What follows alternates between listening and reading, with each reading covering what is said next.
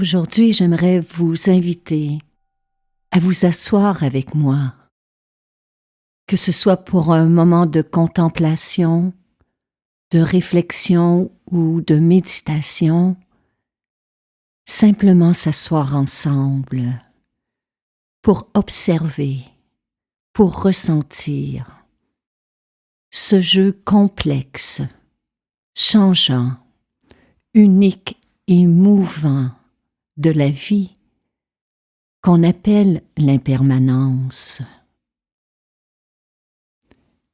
L'impermanence, c'est cette force invisible et agissante qui fait, défait et refait à la fois notre monde intérieur et notre monde extérieur. Sous son influence, notre inspiration cède place à l'expiration. Sous son influence, nos pensées se chevauchent, s'entremêlent, certaines apparaissent et d'autres disparaissent. Sous son influence, nos états d'âme continuellement changent. Et sous cette même influence, le jour cède sa place à la nuit. Les semaines de nos vies se succèdent. Les mois passent. Les saisons se suivent. Et les années s'envolent.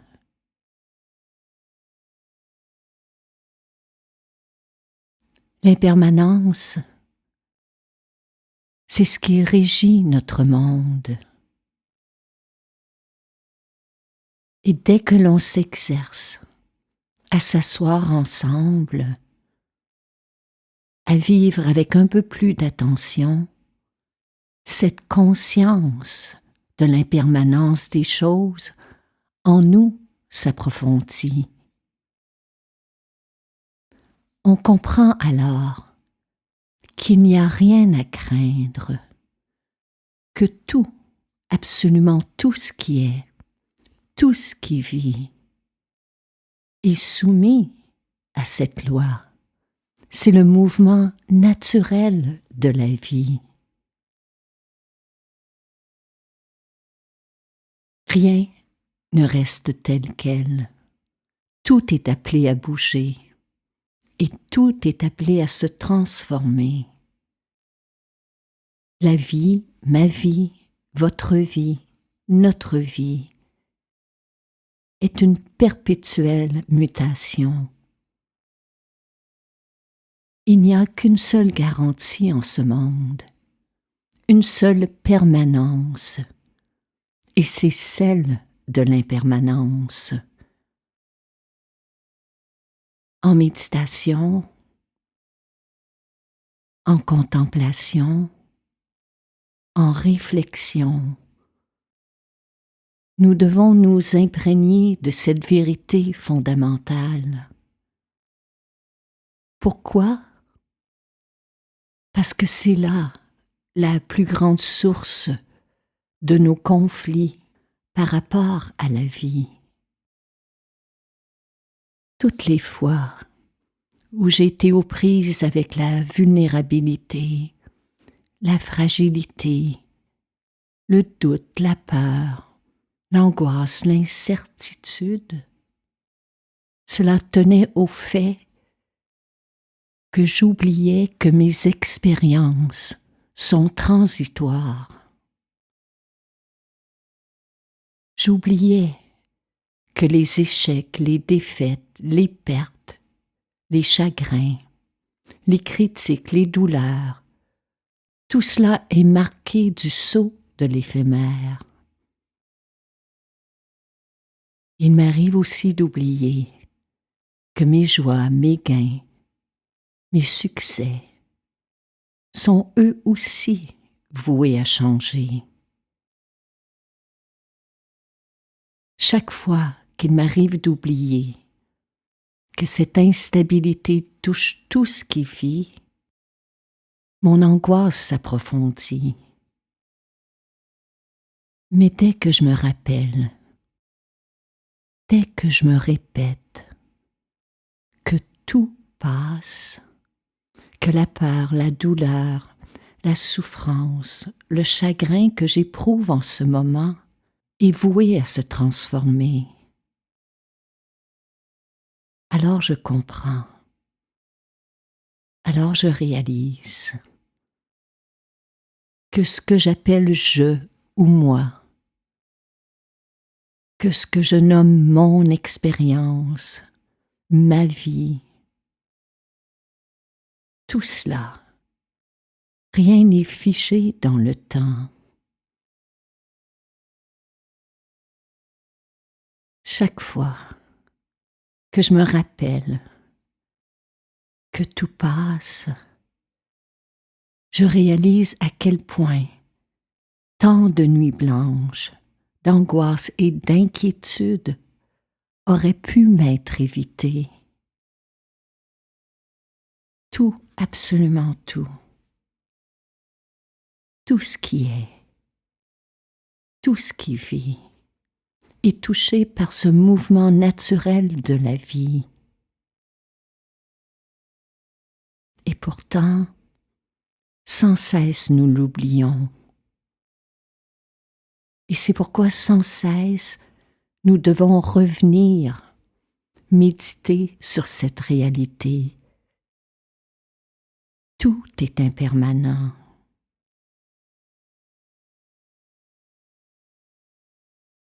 En s'assoyant ensemble,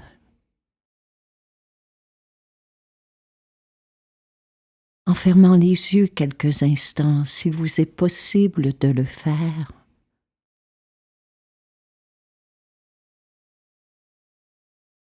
faites simplement ressentir.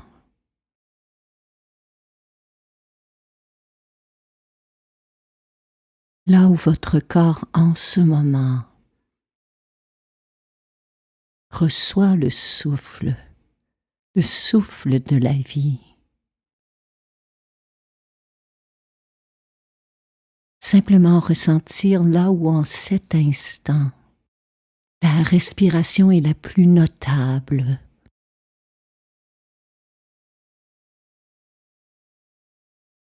Peut-être est-ce dans la profondeur du ventre, là où, sous l'effet de l'inspiration, le ventre doucement s'élève, et telle une vague, sous l'effet de l'expiration, il se retire.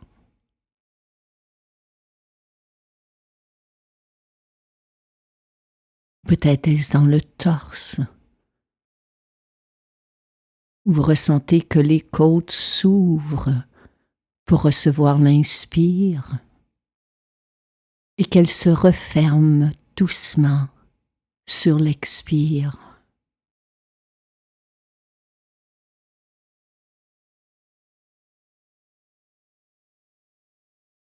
Ou peut-être est-ce au niveau des narines, où vous pouvez reconnaître et ressentir le caractère éphémère de votre propre respiration. L'air frais qui pénètre dans le nez et l'air chaud qui en ressort.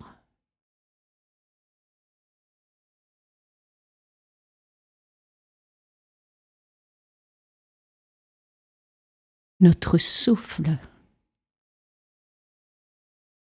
est un témoin silencieux de l'impermanence de ce qui est, son caractère changeant, sa fragilité, à chaque seconde qui passe, chaque fois que l'inspire se change en expire, que l'expiration devient inspiration. Nous sommes là, au cœur même de l'impermanence.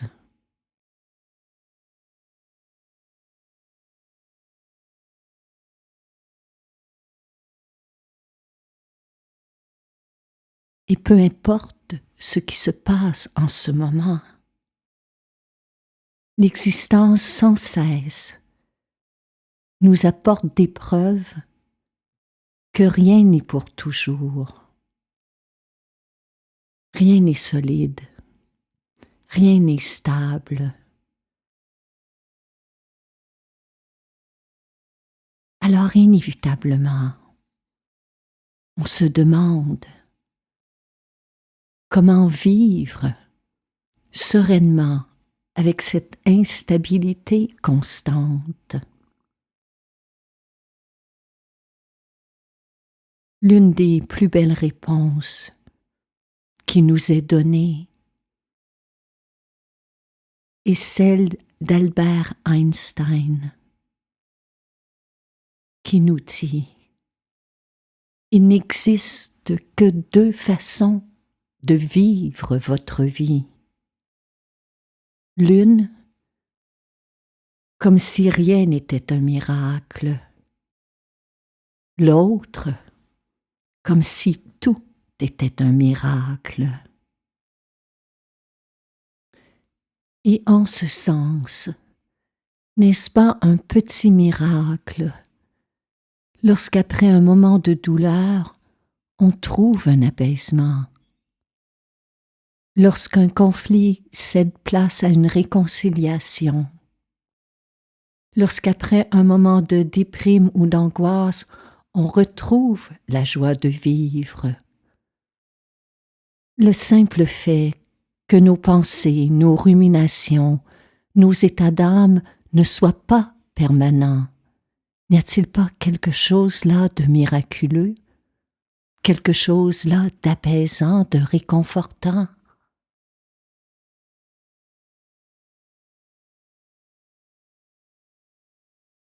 Alors pour moi, tout est là. Tout est dit. Chaque fois que je m'interroge sur le sens de l'existence, chaque fois que je ressens la peur, l'incertitude ou l'angoisse devant l'instabilité, l'imprévisibilité, l'impermanence de ce qui est, je me questionne. Qu'est-ce que je cherche à éviter en ce moment?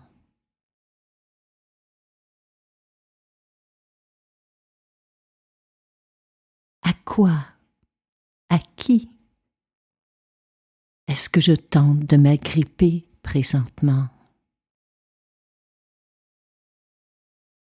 Qu'est-ce que je tente de contrôler?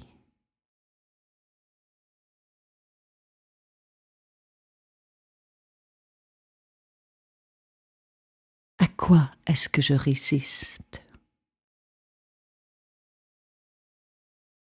Et dès que j'expose ces fantômes imaginaires à la lumière de ma pleine conscience, les peurs, les angoisses perdent progressivement de leur pouvoir sur la réalité.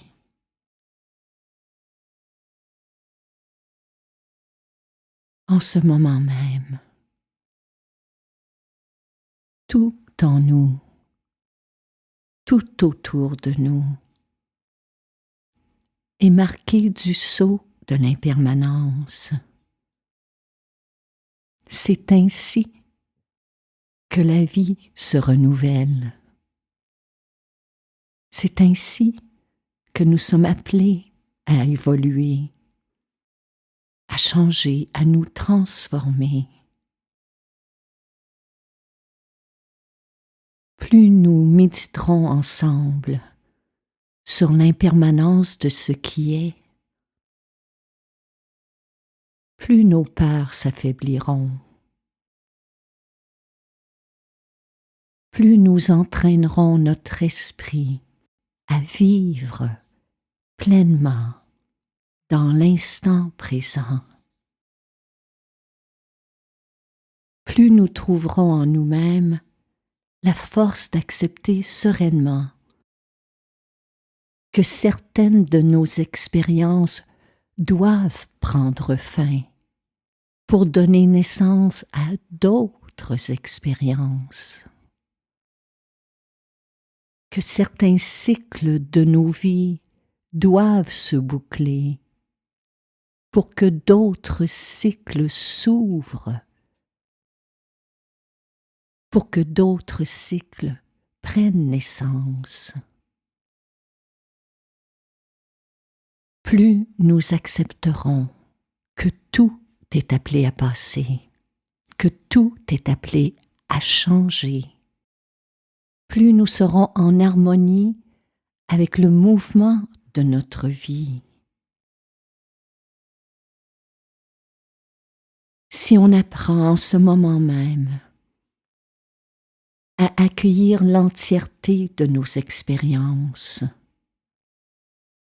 si on s'exerce à demeurer en pleine présence, à accepter ce qui est là,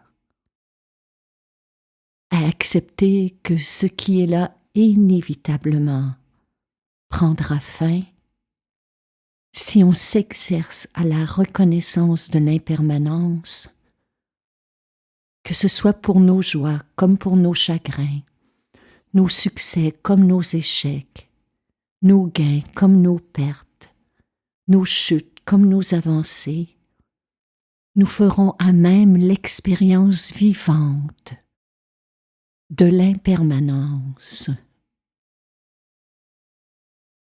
Et c'est en méditant que l'on découvre que l'impermanence est un synonyme de vie.